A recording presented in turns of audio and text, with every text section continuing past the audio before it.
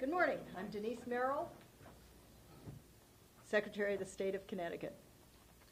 And we're here to discuss the coming election and the many steps taken in advance of the 2018 midterm election to ensure a free and fair election for Connecticut's voters. This has been very much a topic of discussion, and I wanted to make sure that everyone in the public understands exactly what goes into Connecticut's elections.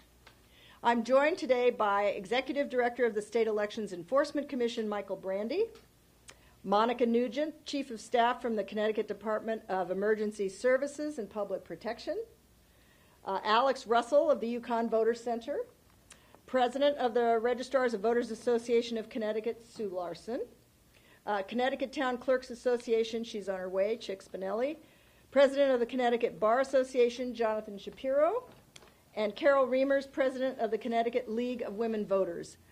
These organizations all help us when it comes to preparing for our elections and helping us ensure a smooth election day. It's a pleasure to be joined by all of them. We've worked together over many months for next Tuesday. So in recent months, I'll start with the Bar Association. Recent months, we've worked with the Connecticut Bar Association on the Volunteer Attorneys Program, which has given this office a valuable rapid response capacity to look into election day problems. This neutral, nonpartisan program, which started in 2012, is now a model for the nation for its ability to gather facts on the ground when issues occur. With the State Elections Enforcement Commission, my office staffs a hotline for Election Day complaints. That number is 866-733-2463 or 866-SEEK, SEEC-info. There also is an email address, elections@ct.gov. We encourage anyone who encounters any kind of problem on Election Day or even wants just some information to either email or call that hotline. Michael will tell you more about that. And of course, the registrars of voters, the town clerks, our local election officials are truly the unsung heroes of Election Day. They do so much of the work that goes on Election Day, and I love recognizing them. We have a terrific, basically staff of people, hundreds of people out there who are doing the work on Election Day. They are the ones that hire the poll workers, organize the election, make sure that these machines, and we have a little sample here for you today, are opened publicly, all the kinds of checks and balances we put in place. That's all done by our local election officials. So, what have we done to date? First of all, communication and coordination. This is a new role, in a way, for us in some areas. For example, the cybersecurity concerns that have arisen since 2016 when we were informed that Russian agencies had basically targeted our voter registration system. My office has now worked with the Department of Homeland Security, the FBI, DESPP, I hate to keep using these acronyms, there's a lot of them, and SEEK, Election Enforcement Commission, to provide an additional layer of security to our election cybersecurity infrastructure. We're members of something called MSNEI ISAC, which is a national homeland security organization that brings us all together and informs us when there's some sort of incursion or some sort of problem in our cybersecurity. We have 24-hour Albert monitoring, which means we're monitoring our systems at all times, and have the DHS on-site risk and vulnerability testing to ensure that our election systems are prepared for a potential cyber attack from within or without.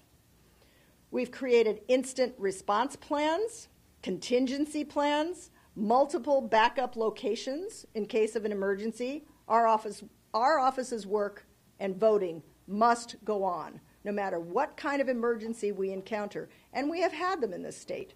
In 2011 and 2012, both of those years, there was a major storm 1 week before elections. Some of our polling places at that time could not be reached, had no power, were underwater, etc. Still, voting goes on. That is the basic message. No matter what happens, we are prepared to deal with any kind of emergency. We do logic and accuracy testing on our tabulators. So this is basically a tabulator. And there is in here a little card, which is the thing that you program to read the ballots. We do logic and accuracy testing on the cards through the Yukon Voter Center that Alex here will speak about in a minute. We conduct pre- and post-election testing of the memory cards, and we recently completed a stress test that our central voter registration system passed with flying colors. A stress test means basically you try to overload the system and make sure it keeps working. And of course, we have paper backups of all our lists. We still use a lot of paper in Connecticut, and that turns out to be a pretty good thing. We have paper ballots. We have paper voter lists that you're checked in on. Some towns now are using an electronic system as well, but we always have the paper backups. We've discussed every multiple possible scenario with our counterparts in federal law enforcement, as well as how we may have to respond. Another issue we've been asked a lot about is voter intimidation. We've always been concerned about that. We want to make sure every voter can vote without any kind of harassment or problem. Moderators are in charge of the polls, full stop. Every poll place has a moderator. That moderator is in charge. There is no observer status in Connecticut. So if someone's bothering voters on their way to the polls and within the 75 feet perimeter, they'll be asked to stop. We've had in-depth conversations on the matter. We're confident everyone knows what to do. And if they encounter anyone being harassed, it will not be tolerated. Reporters, you have a right to be in polling places. However, moderators may ask for credentials, and if you have something from your company, please carry it with you. We usually have some problems with this on Election Day because, in general, no one is allowed in the polling place except the poll workers and the media. For voters, please go to myvote.ct.gov for any information you might need, including information about Election Day registration, where to find your polling place. And I kind of recommend everybody go on that website just to check and make sure you're properly registered. You know, maybe you moved and you forgot to change your registration. You've got to look into things like that yourself. So as we head into the final days, the final lists of voters are being printed as we speak. The I's are being dotted, the T's crossed. It is an exciting election. There's a lot of interest out there. We've had record voter registration, particularly among young people, 18 to 24.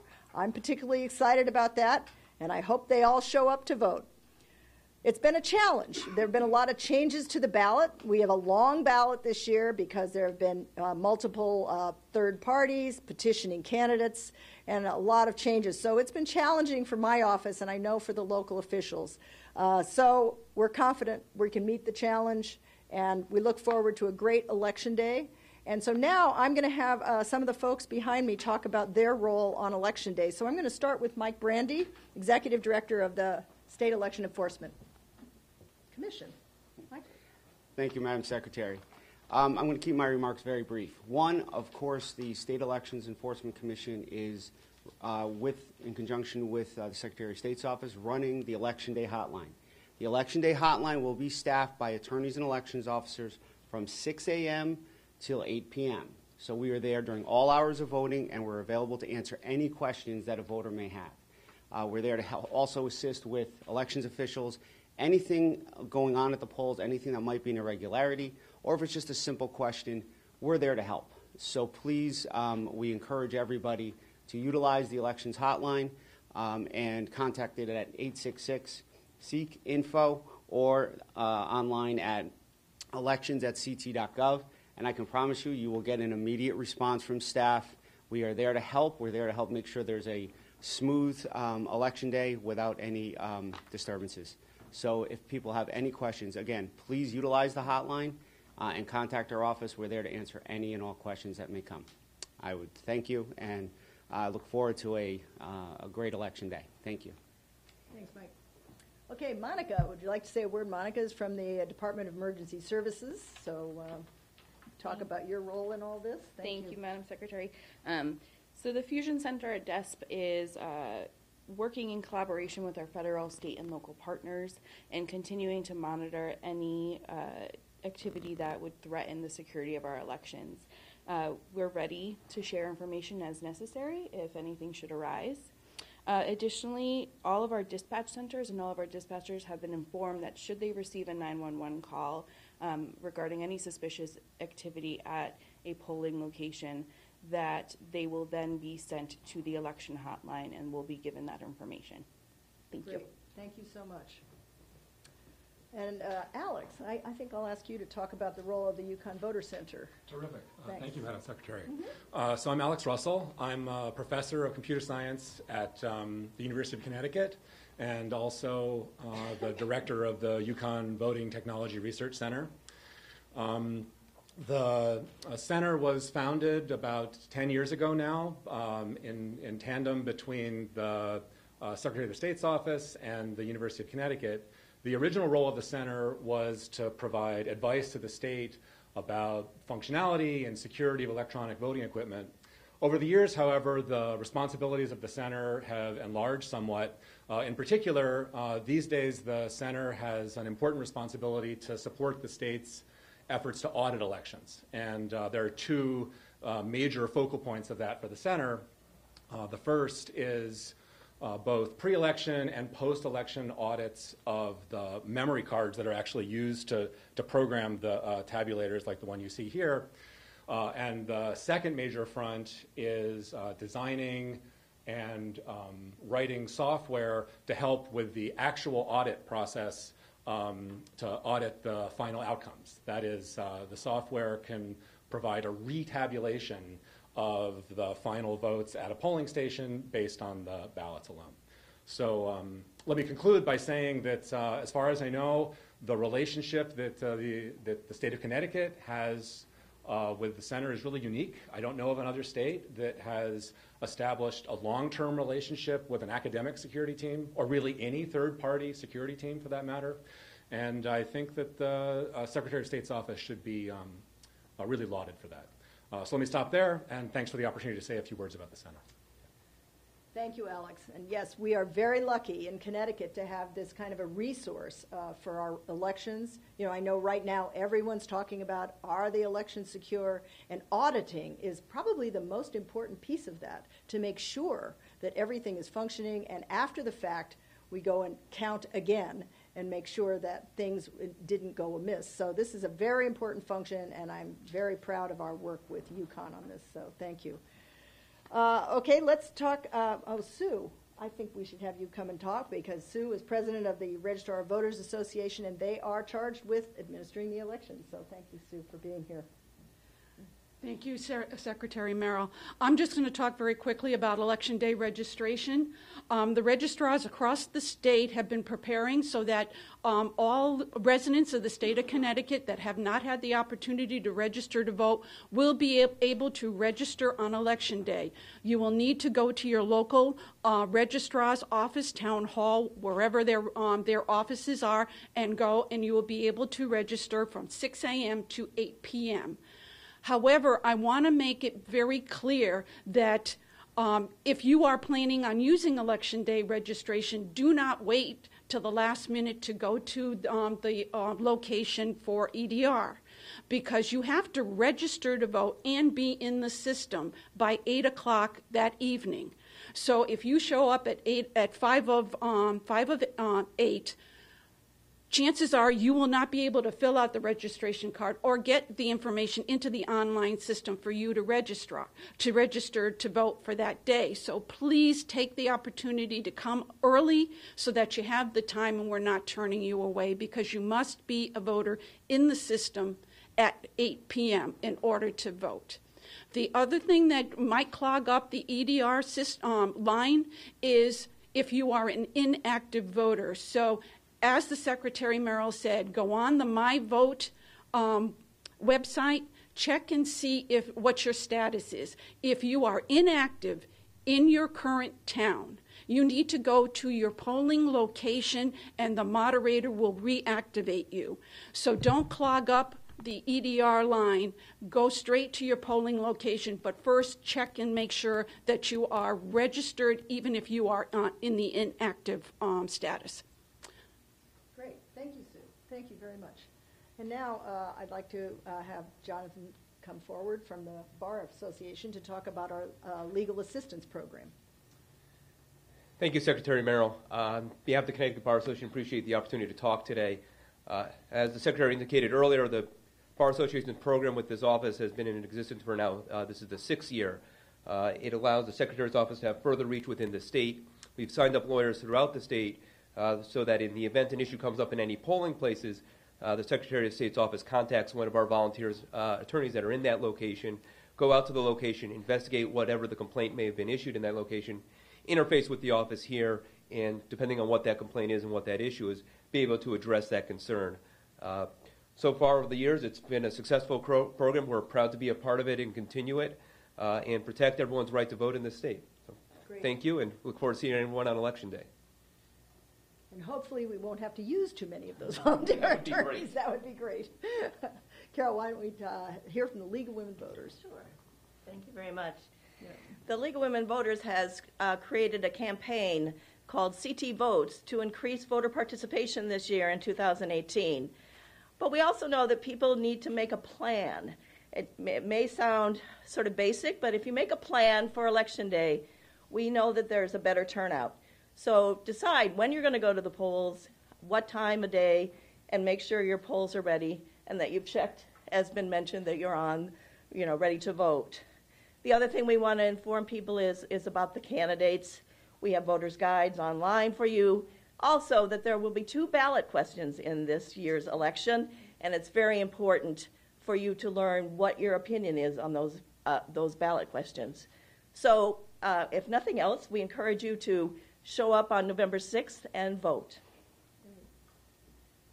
Thank you, Carol. And that reminds me, I did want to bring up one more thing. This year, Connecticut's ballot is a little lengthier than usual, and in 23 towns, maybe 29 by now, the ballot's on both sides.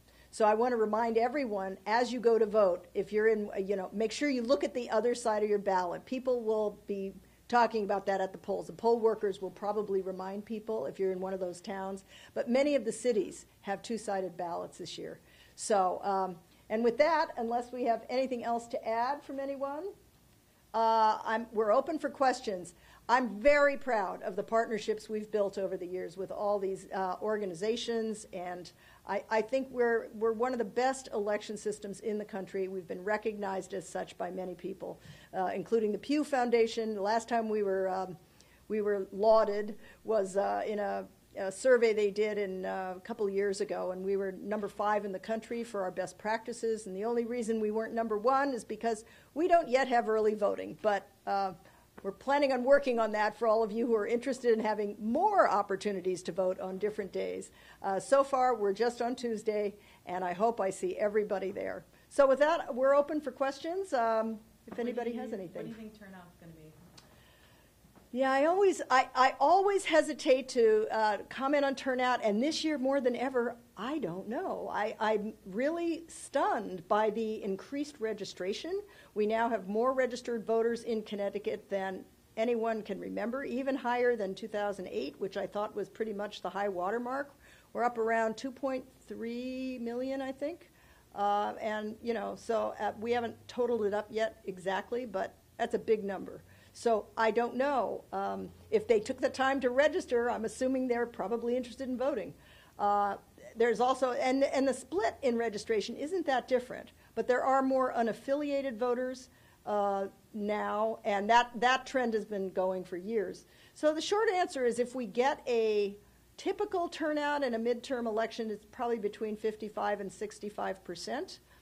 I'm thinking it's going to be on the higher side, and so, but like I say, it's an unusual year in terms of registrations. Does that put a lot of stress on the system? I mean, the fact that you have a very large voter turnout, it could be a very late night, you have to bring on more people, and the concern that those votes will be counted accurately and as quick as you possibly can.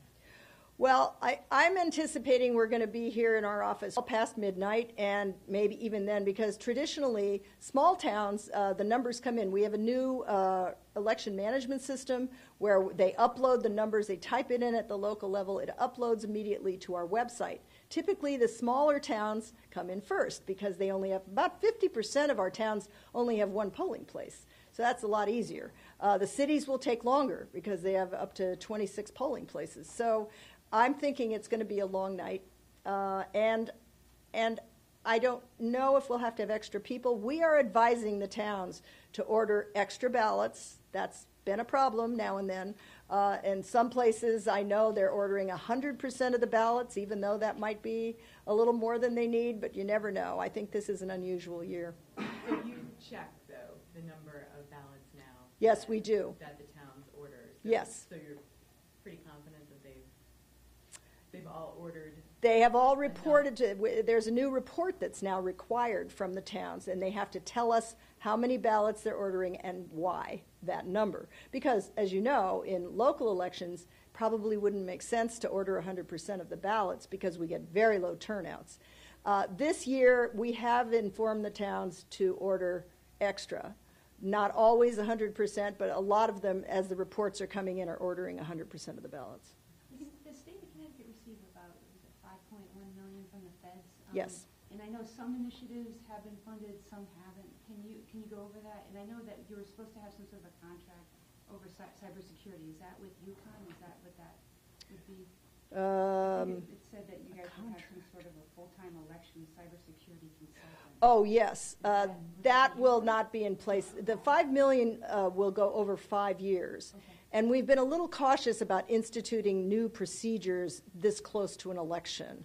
But we have instituted some new training and procedures through our regular course of training, particularly for local officials. And we have been checking on the security of the routers in the local towns. That's probably where any vulnerability might be. And so we're calling around to make sure that that those towns, not all towns have IT personnel. A lot of our towns are very small, so we're concerned about those. We're making sure they have the latest kind of software and that sort of thing. We also instituted a process where they have to change passwords. A lot of these are basic things that you do on your own computers, You have to make sure you're not opening phishing emails. That has been the biggest problem with when in states where they have gotten in, where bad actors have gotten into the systems, it's usually been through phishing emails. But is the concern more of the local towns emailing the results to you? Because these things are not connected to the internet. No, that's right. So, yeah, we're not worried about these. These are not connected to the internet. They're not connected to each other. And actually, we're not worried about the election results because they are also typed in. We don't even allow those to be communicated electronically. So everything we do, we really do by hand, which has other disadvantages. You get more errors because, someone might type in the wrong number at the end of the night and that sort of thing. But we can straighten that out later. We don't really certify the election results for 2 weeks, at least. But the router concerns, what would that be? The routers are more about the voter registry. Okay. That's how we communicate. That all the names are put on and taken off at the local level. We don't touch that. We house the server. And that server goes out to a router in every one of the 169 towns. And that's where we're not so sure that we want to make sure those are all secure as well. But that's really the list. And by election day, those lists are printed. But we need a comparison basis too. Just in case if a bad actor got into our list and took names off or put names on, we need a basis for comparison, and then we would know. We're monitoring that activity all the time. And so if we saw some sort of anomaly on our state server, then we'd be able to go down to the town level and see what's going on. Which is why you have the paper ballots. That's right. Absolutely. And the ballot questions, those are usually very lengthy and intricate. I'm sure they're on your website. How important it is that people get a little versed on that before they go into the poll? Yes, it's very important. There are 2 ballot questions. They are written in legalese, but there is also an explanation of those ballot questions posted at every polling place, and also on our website you can go and see both the question and a more cogent, shall we say, or more public explanation of those questions. One involves the transportation lockbox issue, and the other one is about land use and what the General Assembly could or couldn't do to undo certain land policies. So, I would encourage everyone to at least look into it, because I know what happens is you get there and you're confronted by this long thing that you don't understand, and your inclination usually is just not to vote on it at all. And that's a problem, because you need a certain number of people voting on these things in order to assure passage. So I would encourage people, go on our website, sots.ct.gov, or myvote.ct.gov, and you'll see an explanation of those two questions. And are they last on the ballot, or are they on the side on some ballots? They're on the other side on many of the ballots that have two sides. So there's 29 towns where the question is on the second side. Yeah. When's the last time there's been a statewide ballot initiative? I can't remember. You know, a statewide ballot initiative? Well, there was one in 2014 on early voting, actually. And there have been a couple of others in recent years. There was the one to allow 17-year-olds to pre-register to vote. I think that was in. Of course, that probably goes back to 2000 now. I don't know. I can't remember if there's been one since. Yeah, it's been a while. 2014 was probably the last one. Anybody else? Okay, well, thank you all. I look forward to a great election day, and thanks to all these folks who are working so hard to make it happen. Thank you.